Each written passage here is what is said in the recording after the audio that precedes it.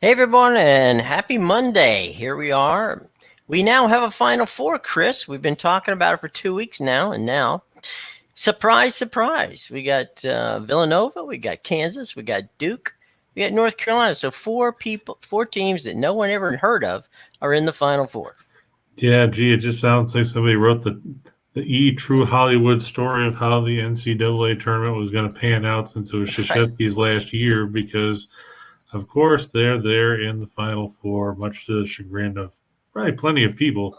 I know Mm, for every person like Allie that loves Duke, there's 5 or 6 that don't. they don't, yeah. I'm personally not a fan of Duke, never have been. Not for any particular era of play. I just never got into the way the Blue Devils played basketball. I guess I liked Indiana back in the 80s because, Bob Knight was controversial and everything else. Mm-hmm. And, he drew eyes to basketball back then.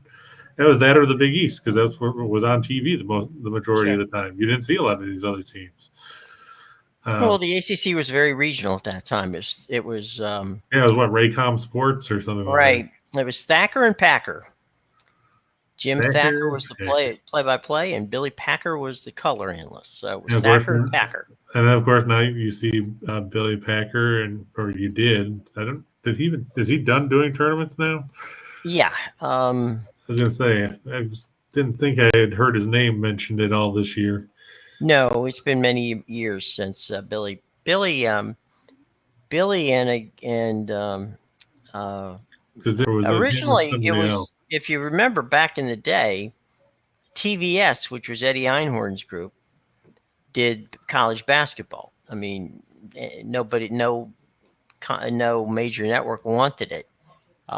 It wasn't until 1979, which was the championship that Magic and Larry had, when NBC even got into it. And when NBC got into it, they hired Eddie Einhorn to develop it for them. And Billy Packer was part of Eddie Einhorn's group. And then, so it was Dick Enberg, Billy Packer, and Al McGuire. Those were the first three guys who were the big names. Now, the other big name, who was with TVS, of course, was Dick Enberg. And so he was the voice of UCLA basketball and also of TVS. So, The legendary Eddie Einhorn, who yep. bought the Chicago franchise in the USFL and then did nothing with it Yeah, well, because the market, Eddie was a. I know you don't want to talk bad about him because he was you worked with him before. I worked with him. I worked for him. Doesn't That's mean, I it. mean, he was Eddie was loud. Okay, that was Eddie. Eddie, you knew he was in the room, no matter where you were, and he made it certain that you did. But all that being said, the college basketball that we are enjoying right now wouldn't be there if it wasn't for Eddie Einhorn, because he really elevated it and made it into an event. I guess And the toughest part for me is the fact now that it always used to just be on one channel, and now you've got to bounce around 42 different channels, and it makes it a little bit more difficult because you have to figure out which team is on what channel at what time in the first couple rounds. yeah, it's it's back when I was working, when we had NCAA tournament time. It was at that point we aired some games on ESPN, and so I was on the ESPN group, and we got the first week we got, and then as it got closer, then it went over to NBC, and then that was a shared deal, and then finally it was on NBC. Then CBS jumped into it, and it was the commissioner, ironically, of the American Association.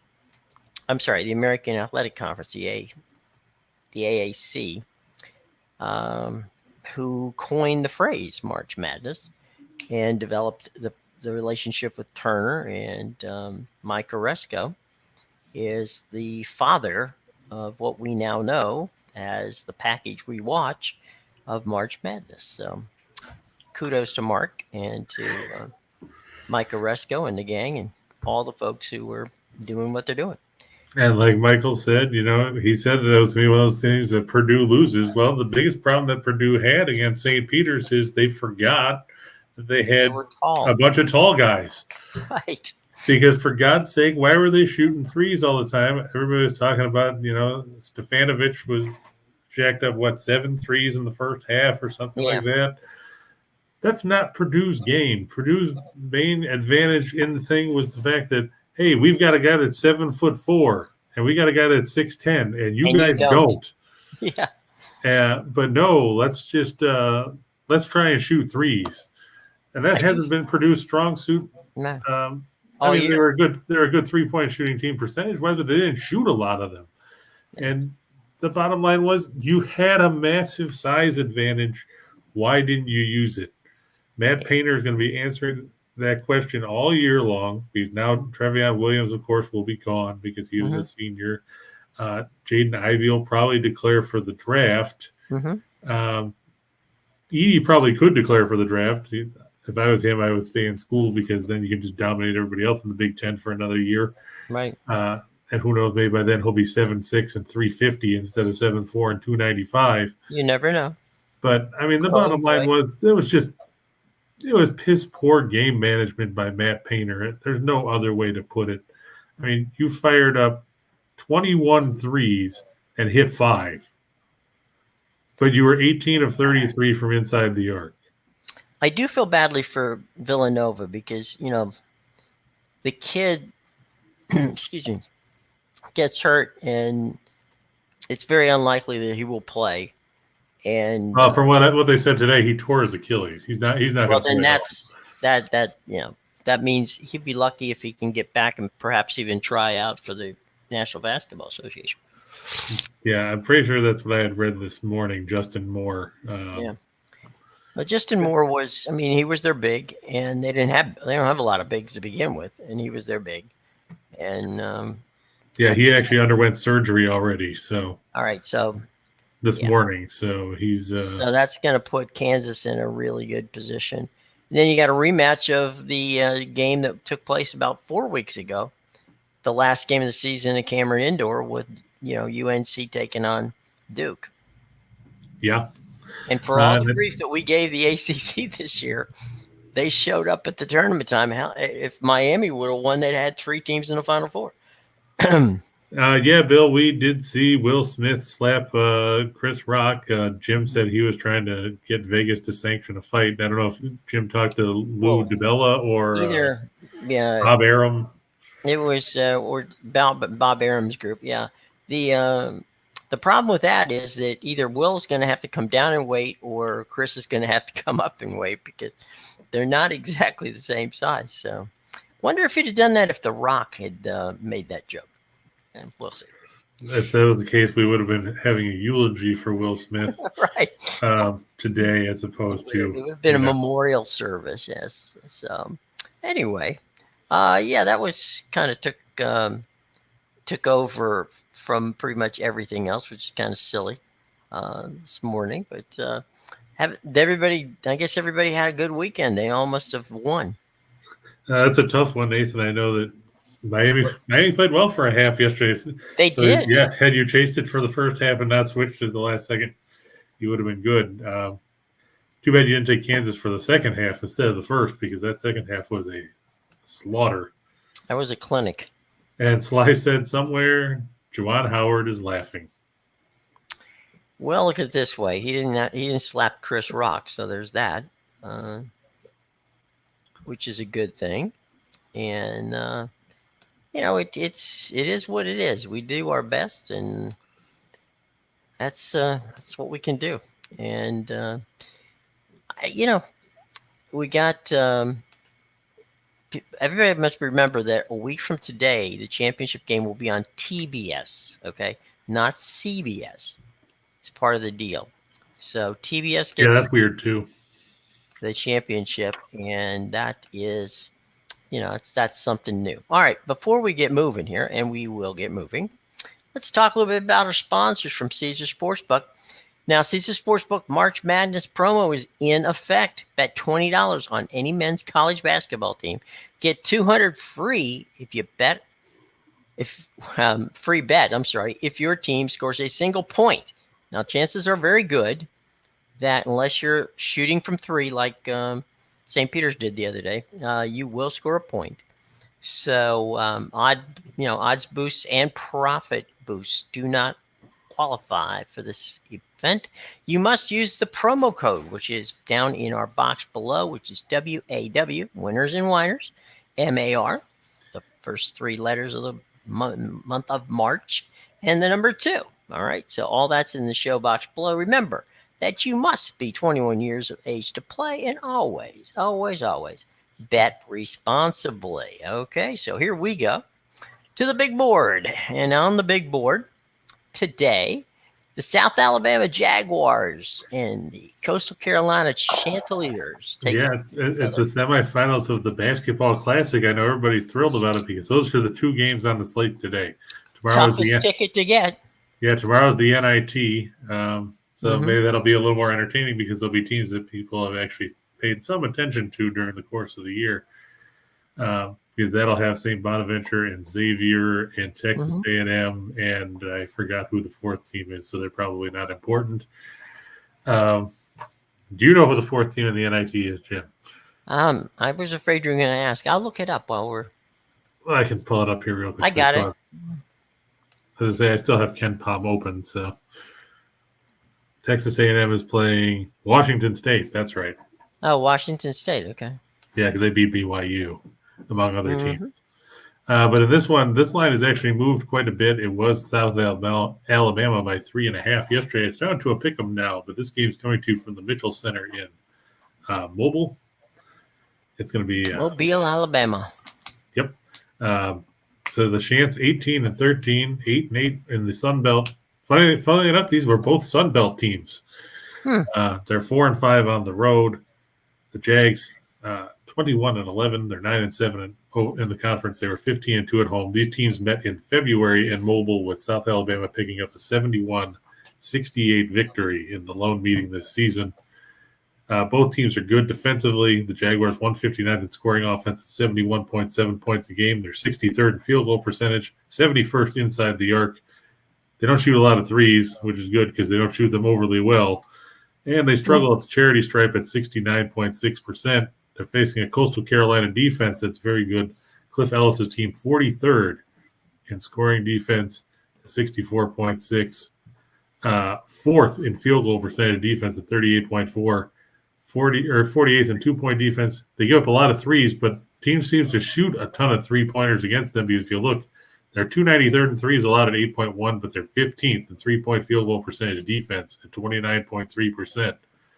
Offensively, Coastal Carolina 122nd in scoring offense at 72.9, 112th in field goal percentage, 173rd in 2-point shooting, 176th in threes, 68th in 3-point shooting, and they struggle the line as well at 69.4%.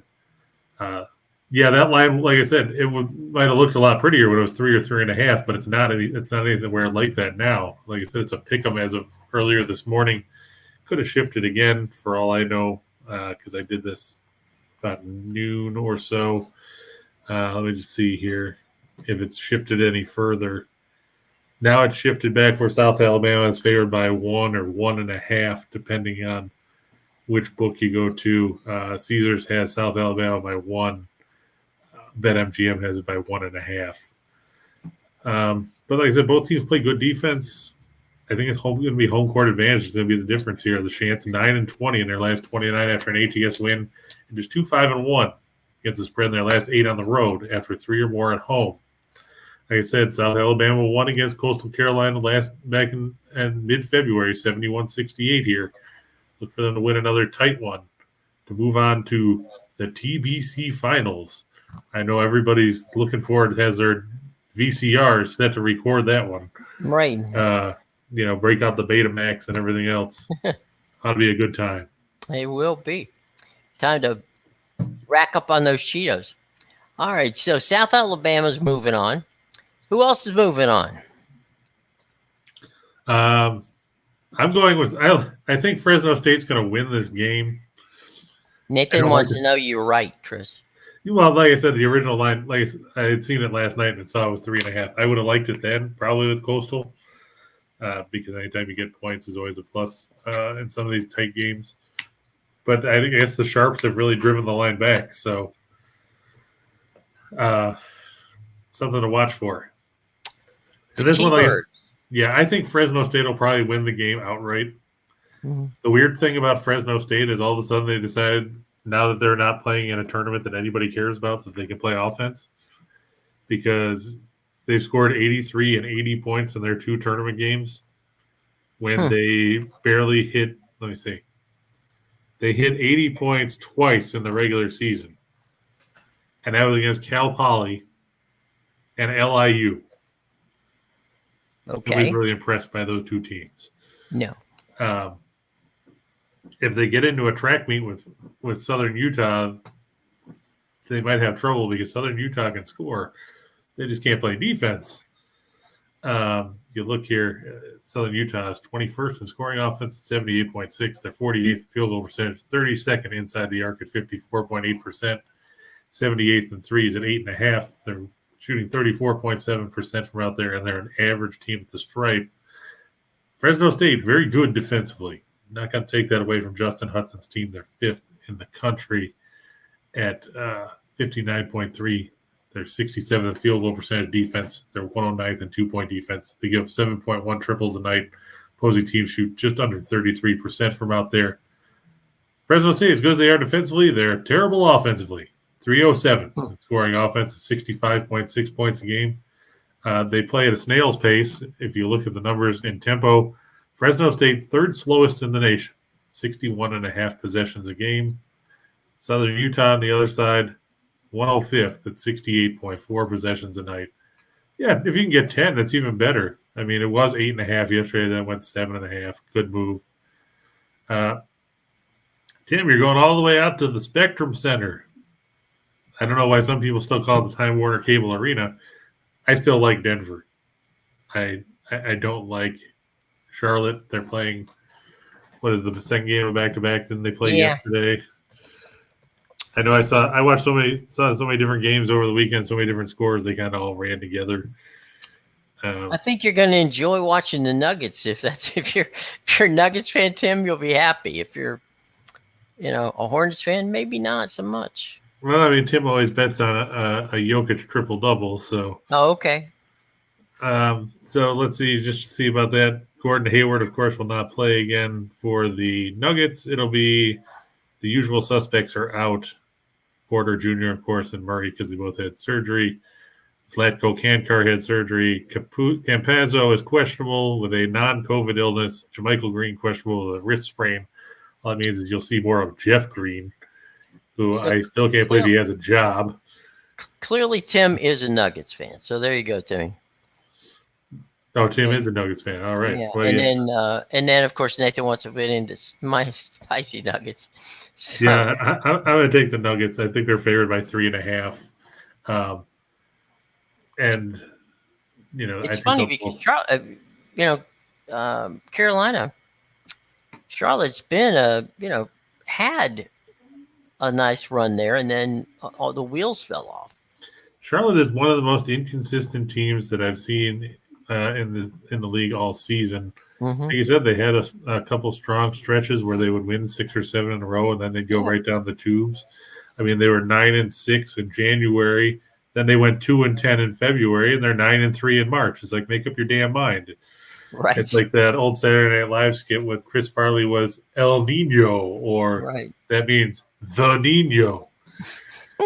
It just means that Charlotte's probably going to fall apart again in April, and end up playing in somewhere in the play-in game because they'll go 1-5 down the stretch, and then crater out. I mean, they beat the Nets yesterday. Good for you. I know the big thing now, of course, is the fact that Kyrie Irving can play at home. So there's that. They finally lifted that. Of course, he sucked yesterday, went 6 of 22 from the floor, which is probably what helped Charlotte in that game because he was 6 of 22. Andre Drummond, of course, did Andre Drummond things and missed a bunch of free throws. 6 of 11. You do best there, bud. Yeah. And Charlotte, if Charlotte could play consistent basketball, they might be worth something, but they're so up and down, you can't have a ton of faith in them. And now they've got to come home and play a Denver team that didn't play yesterday. I just think the Nuggets should win that one fairly easily just because I don't trust Charlotte. Of course, now that I said that, LaMelo Ball will go for 55 or something. And Right. They'll blow up big time. Yeah, they'll win by like 30. Hopefully that's not the case because I know Tim wants to see the Nuggets. Yeah, back to the Southern Utah game. Fresno State 0-7 in their last 7 at home there against the spread. They just have all kinds of issues. They're 0-6 as a home favorite in their last 6. Fresno State will probably win the game straight up, but I'll take the points in Southern Utah. Elliot has a question with regard to Fresno, OKC, the Cavs.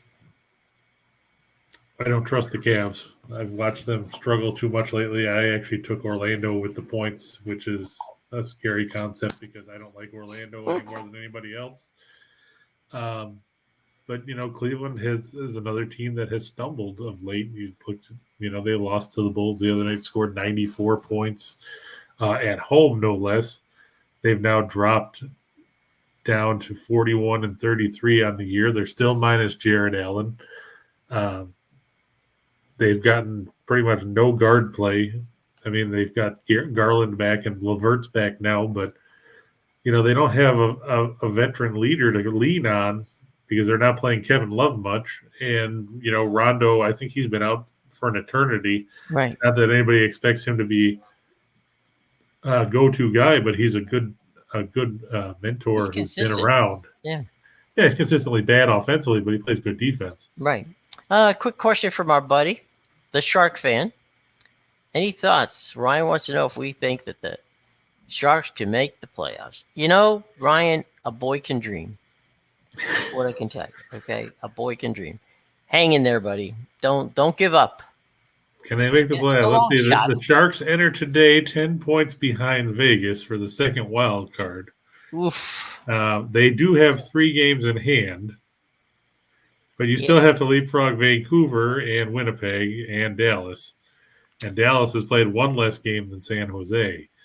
On the plus side, at least you don't have to worry about the Ducks anymore because they've dropped 9 in a row. Right. To drop below San Jose in the standings. Let me just see who the Sharks have coming up to give us a good idea as to. Well, they've got the Coyotes Wednesday. That's their next game apparently, so they get a couple days off. They're 10 back of the playoff.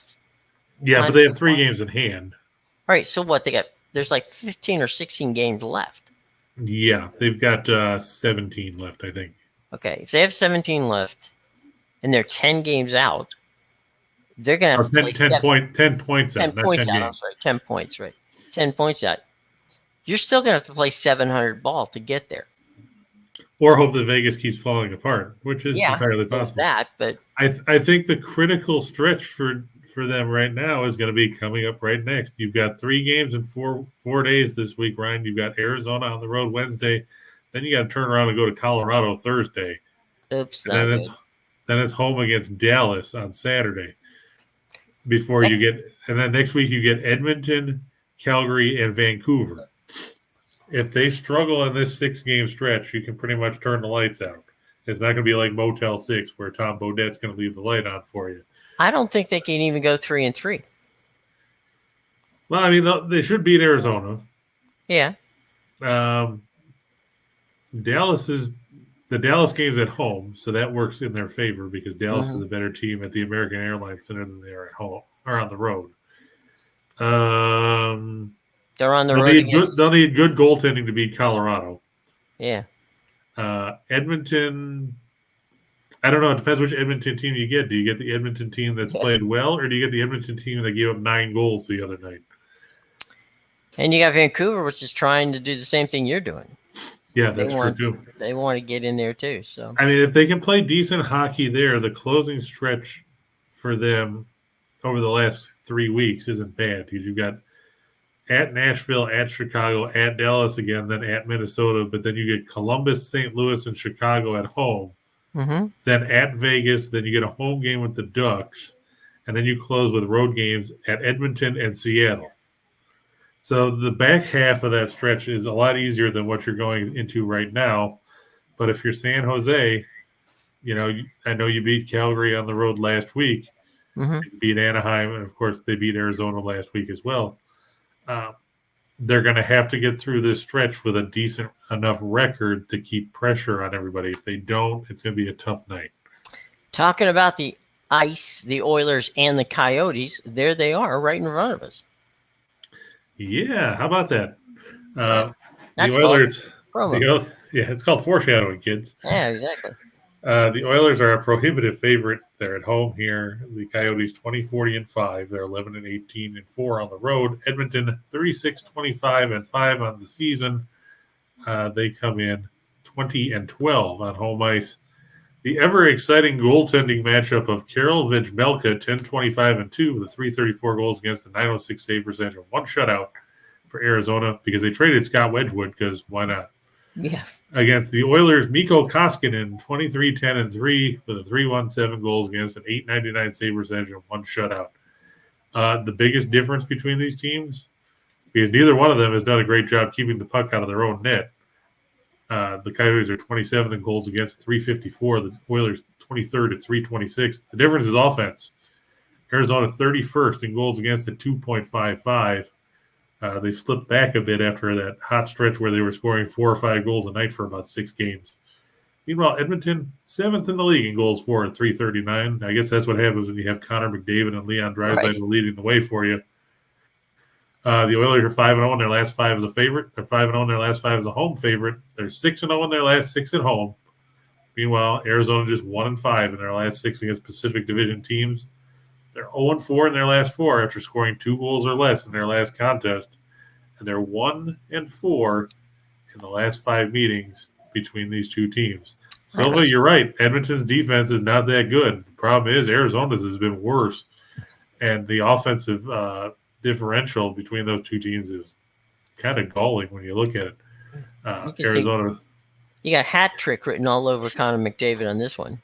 Yeah, Arizona has scored a grand total of, let's see, 167 goals in 65 games this year. Edmonton, meanwhile, has scored 227. So you're talking about almost a full goal per game more over the course of the year for Edmonton. I just think that the offense, plus being at the the Rogers Arena or whatever. Yeah. I still remember the Northlands Coliseum. Shows how old I am.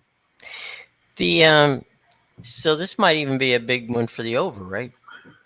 It's possible. If this could be a chance for Arizona to break out offensively against a putrid Edmonton defense. Like we said, just gave up 9 to the Flames the other night. Mm-hmm. I looked at that game for a little while, and it was 6-5 at the end of the second intermission. I'm like, well, said to myself, because that's me. Yes. There's no point in looking at any kind of defense in this game because there isn't any. Right. Looking of late, 7 of the last 10 meetings between these teams have actually ended up under the number, but the most recent meeting was a 5-3 Edmonton win on the road on November 24th. So 3 of the last 5 have gone over, but before that there was 5 straight unders. Okay. All right, next up from Edmonton and Arizona, we go to... Do we go to Cleveland? No. Not unless they got a hockey team. They got the crunch. Yeah, that's true. Hurricanes and the Capitals. Yeah, I'm going to go with the Hurricanes. I know that everybody likes Washington. Washington hasn't played as well as I expected this season.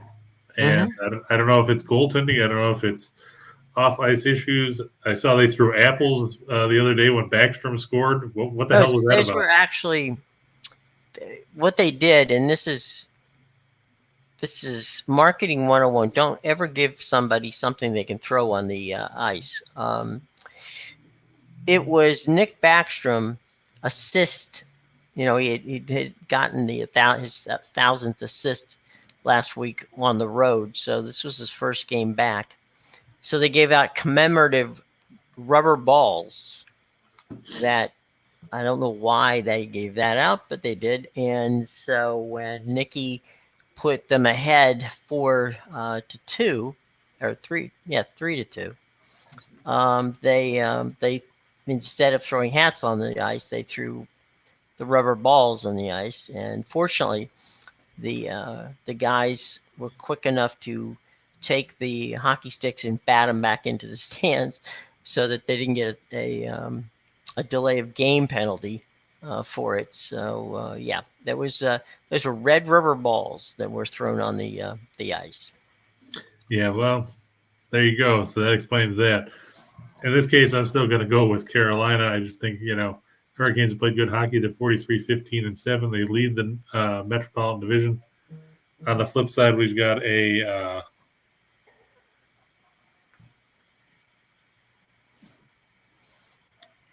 Washington team that's 37-20-10, I believe it is. Yeah.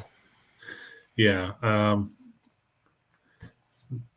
It's going to be an interesting night there. Frederick Anderson, 31-10-3 with a 207 goals against a 926 save percentage and 3 shutouts against Vitek Vanacek, who's 17-9-5 with a 245 goals against a 917 save percentage and 3 shutouts.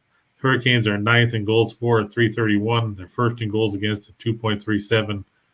Caps are 11th in goals for at 327, 11th in goals against. The Hurricanes 16-5 in their last 21 on one-day arrest. 16-6 in their last 22 after scoring at least 5 goals in their last game. And they're 36-15 in their last 51 as a favorite.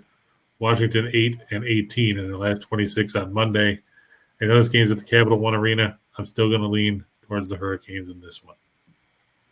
Well, I mean, Washington has had an inconsistent season so far, and we'll see. Vanacek played a decent game against the other night against who were they playing? Goodness, New Jersey, and so it wasn't spectacular. And Jersey's not exactly a scoring machine, but they came back and won the game. It was, as I said, it was tied 2-2. Nicky got a goal, putting them ahead 3-2. They then Ovechkin made it 4-2. And they scored a garbage goal late, and it was a 4-3 game. But Carolina's playing well, so you gotta give credit to the Canes, and it'll be tough sliding tonight at the Cap Center. That's true. So anyway, all right. So that's it for the ice tonight. Before we go to the association, and we will. Let's talk a little bit about Chris King. Now, every day Chris will send you his best parlay tickets to play, usually made up of 1, 2, or 4 teamers, even greater. Now, not every time are you going to win, but playing the odds with Chris, usually things turn out pretty fun. In the last 3 weeks, Chris has won 2 16 parlays, 2 14 parlays, 1 16 parlay, 2 18 parlays, which would earn a better of $100, over $30,000 in winnings. Now, if you want these sent, you got to go to the show box below. Details on how to get Chris's parlays sent to your email box is in the link in the show box below. Check it out. All right. Okay. Away we go to the association. And tonight, the association, it's not going to be those 2 teams. Okay, there we go. Yeah, the Bulls favored by 4 over the Knicks at Madison Square Garden. The Knicks 33-42, they're 15-21 at home. They're coming off a 2-point win yesterday on the road against the Pistons. The Bulls coming off that 4-point win over Cleveland over the weekend. Bulls are 11th in scoring offense at 111.6. They're second in field goal percentage. They're second in 3-point shooting. The Knicks are 7th in scoring defense, 5th in field goal percentage defense, 8th in 3-point defense. Unfortunately for the Knicks, they don't score a ton of points. They're 27th in scoring offense. They are 27th in field goal percentage and 11th in 3-point shooting. The Bulls are a middle-of-the-road team defensively as far as scoring defense. They're 24th in field goal percentage defense. They're 24th in 3-point defense. The Bulls 34-16-1 in their last 51 as a favorite. The Knicks 1-8 against the spread in their last 9 at home. and 0-5 in their last 5 as a home underdog. Playing the second game of a back-to-back doesn't go well for the Knicks. I know they're 5-5 in those situations this season, but I think Chicago gets the upper hand on them here. Quick question from JPZ. Yeah, I think when you read it, you said one teamer, and there's no such thing as a one team parlay. So I think he was just making fun of it. Okay. One team parlay is called a bet. Nathan, I'm not getting into spring baseball. I'm waiting for the games to actually mean something. I'll leave that to Steen and Reichel. There's just too much inconsistency. There you go. Whoops. That was my fault. That's all right. Nope.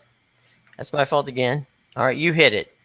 Go ahead. Yeah, we're going to go with the Hawks over the Pacers. The Hawks are a 500 team. Indiana playing at a 333 clip on the year.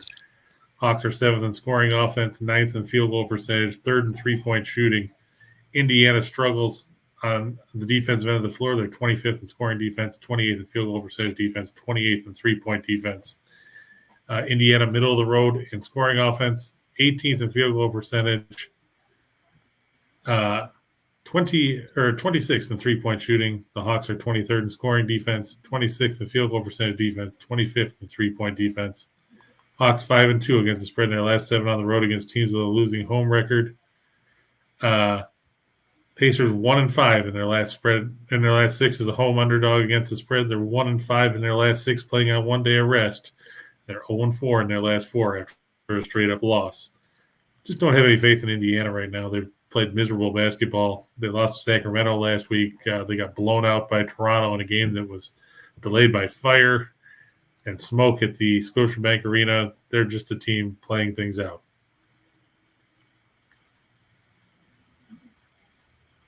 So I'm going to roll with the Hawks with Trae Young and company in this one. Which makes a lot of sense, given what's going on with Indiana. You definitely don't want to get into that routine.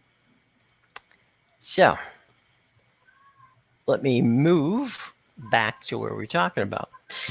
And Super Sly wants everybody to know that Steamrollers Royals today are a minus 105. It's tempting. So, all right. If you're going to do that, go for it, buddy. It's not necessarily something we would recommend, but hey, there you go. So, all right. We want to go for 2 for the money? Yeah. All right, here we go. Kind of need to zip along here. Yeah. I sent you a message about it, so. Why not? Like I said, the Bulls over the Knicks, pretty much a given, the way the New York has played. I'm going to go with Edmonton over Arizona, like we talked about, the Hawks over the Pacers, and Carolina over Washington. These are all going to work in the favor of, hopefully, the teams we've talked about. Let's look for some better days for some of these teams, because I know that, we've seen the Bulls struggle a bit. They're at least getting healthy again. They're just minus Lonzo Ball. And moving on to 4 for the show. Yeah, I'm going to stick with South Alabama. I know it's the line shifted quite a bit. I just think playing at home is going to work for the Jaguars. Southern Utah over Fresno State with the points. Like I said, if you're going straight up, I would take Fresno State. The money line, I think, is minus 3.25 or something like that. Vancouver, they're going to start Yaroslav Halak tonight against my better judgment. Bruce Boudreau making that decision. The way St. Louis has played lately, they've been getting waxed of late. I'm going to take the Canucks on the road over the Blues. The game means more to Vancouver at this point. And Memphis at home over Golden State. Golden State lost 123-115 at home, or on the road, against Washington yesterday. Now they play the second game of back-to-back. They still don't have Curry. They don't have James Wiseman, who's apparently not going to play at all this season now from latest reports. Iguodala is banged up. I know that Morant won't be playing for Memphis, but Memphis has a lot of other weapons that they can use. So I look for the Grizzlies to get the win at home at the FedEx Forum. And time for the big one. This is the menu, folks. Yeah, I look for Coastal Carolina and South Alabama to stay under the total. Both teams play very good defense. Um, so I look for that to be a low scoring game. Same token, if Fresno State plays their tempo, this game ends up under the total with Southern Utah. On top of that, San Antonio and Houston under 234.5. I don't see how either one of these teams scores a ton of points, even with bad defenses, because their offenses aren't that good. And there's a lot of injuries. I'm going to go with Boston plus 4.5 over Toronto. I know Robert Williams is supposed to miss some time. The Celtics also play the second game of back-to-back as they rolled over Minnesota yesterday. Jaylen Brown is also going to miss tonight's game. Oh, of course, now I see all these injury report changes. No wonder why the line moved. Tatum and Brown are both out. So is Al Horford. So you might want to rethink that one. These guys, Brown and Tatum, weren't on the report when I did the slide. So that line probably moved a whole bunch more since then. So watch out for that. Miami's the team in free fall right now, and I don't understand what their problem is other than Jimmy Butler trying to fight you down as Haslam. Until they figure it out, I'm going to fade them a little bit. Sacramento's getting a whole bunch of points, and they've played some okay basketball of late. I'll take the points in the Kings. Thunder and Blazers. Yeah, the game that nobody wants to watch because if you look at the injury report, everybody's out. So it's a battle of attrition. Gilgeous Alexander's out. Giddy's out. Tyler Jerome is out. Lou Dort is out. Basley's doubtful for Oklahoma City. For the Trailblazers, Bledsoe's out. Hart is out. Ingles is out. Lillard's out. Little's out. Nurkic is out. Simons is out. Trendon Watford's out. Justice Winslow is out. It probably would have been easier if I just said who was in. A bunch of people we don't know. I'm going to lean towards Oklahoma City. Kraken and the Kings. I think the Kings will win this game, but I look for it to stay under the total. The Kings won 4-2 the other night. The other game between them was 3-1. I don't expect a ton of goals there. I know that Tim's Sabres for the Cup and all that, but I just think they're playing the second game of back-to-back too because they played the Rangers yesterday, losing in overtime. I think Chicago prevails at home at the United Center. Watch for the total in that one going over, too, because now the Flurry's gone. It's Kevin Lankinen and Connor Delia net for Chicago. Not really a crew that you're impressed by. Carolina and Washington, I look at over 6. Both teams have the ability to put the puck in the net with regularity. They're both top 10 offenses. And Vancouver and St. Louis, I look to stay under the number. This, of course, was before they decided to go with Halak over Demko, but I just think it'll be a lower scoring game. I think the Blues have to figure out how to play in their own zone again. Ain't as easy as it looks. And speaking of, but there is something easy as it looks, and that is our buddies at Caesars. And Caesars Sportsbook, March Madness promo, easy for you to say. Bet $20 or more on a men's college basketball game, get $200 free bet if the team you pick scores a single point. Odds boosts and profit boosts do not qualify. You must use the promo code, which of course is WAW, Winners and Winers, MAR, first 3 letters of March, and the number 2, okay? And you can find all that in the show box below. Remember that you must be 21 years of age to play, and always, always, always bet responsibly. Okay? All right, let's talk a second real quick about our entire network in case you have not yet gotten to see everybody. Well, that's shame on you. All right, the Max Wagers Network begins at noon with Sean Higgs. Then it's Allie Burns from 1 to 2. Then we show up between 2 and 3, as you all know. Scott and Scott take you back to the window at 3 to 4, and game time decisions with Nick, Tim, and Detroit Lenny carry you from 5 all the way to 6 o'clock. That's about 6 hours of wagering information from people who know what they're talking about. So by all means, we love to chat with you. Check out our friends. You'll enjoy them as well. All right. Any final thoughts there, Christopher, as we get ready to roll here on a Monday afternoon? No, I think, tomorrow will be a better day with the NIT than it was for college hoops today. But just remember to bet wisely when you place wagers, folks. I don't want to hear how you couldn't pay your rent or your mortgage because you bet a bunch of stuff on a game that meant nothing in the grand scheme of things. Yeah. There's a lot of things going on in this world that you don't need to worry about. But this one, yeah, bet wisely. All right. So, any final questions, class, before we get out of here on a Monday? See anything there, Chris? No, I think we covered everything. We got it all. All right, cool. Yeah. All right, folks. Well, tell you what, we're gonna be moving on. But as I said before, be sure to check out the shows. Scott and Scott coming up in about 15 minutes at 3 o'clock, and then Lenny and the boys will show up at 5. So you still got plenty of stuff to do. If you missed the show, don't worry. You can catch us on the podcast, wherever you get your podcast. And also come back and check out, the show right here on YouTube or on Facebook, whichever you are watching it on. Okay. All right. Until tomorrow, I'm Jim Williams for my buddy Chris King. We shall return tomorrow at 2 o'clock right here on Just Parlays with Chris King.